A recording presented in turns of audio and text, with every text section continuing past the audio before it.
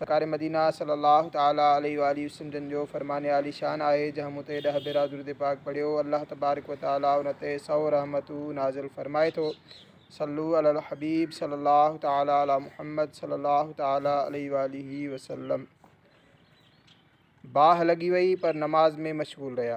Tabei बुजुर्ग हज़रत सैयदना मुस्लिम बिन यसार रहमतुल्लाह ताला अलैह एतरे क़दर तवज्जो से नमाज़ पढ़ंदा हुआ जो पंहिंजे आस पास जी कुछ भी ख़बर न होंदी हुई।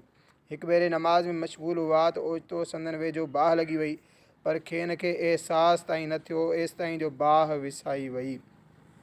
4 मुख्तसर हिकायतूं। हिकायत नंबर 1। सहाबिया उम्मुल मोमिनीन हज़रत सैयदतुना आयशा सिद्दीक़ा रज़ी अल्लाह ताला अन्हा फरमाइन थियूं सरकार मदीना सल्लल्लाहु ताला अलैहि वसल्लम असां सां ऐं असां पाण सां गुफ्तगू करे रहिया हूंदा हुआसीं पर जॾहिं नमाज जो वक़्तु थींदो हो त असां ईअं थी वेंदा हुआसीं ॼण पाण करीम सल्लल्लाहु अलैहि वसल्लम असांखे सुञाणींदा ई न हुजनि ऐं असां संदन खे न सुञाणींदा हुआसीं।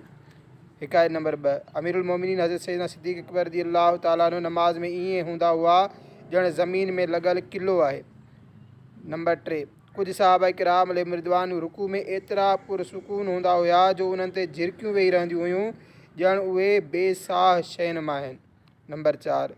कुछ सहाबा किराम अलैहिम रिदवान फरमाइनि था क़यामत जे ॾींहुं माण्हू नमाज वारी हैत यानी कैफ़ियत ते उथारिया वेंदा यानी नमाज में जंहिंखे जेतिरो इत्मीनान ऐं सुकून हासिल थींदो आहे उन्हीअ मुताबिक़ उन जो हशर यानी उथारियो वञणु थींदो।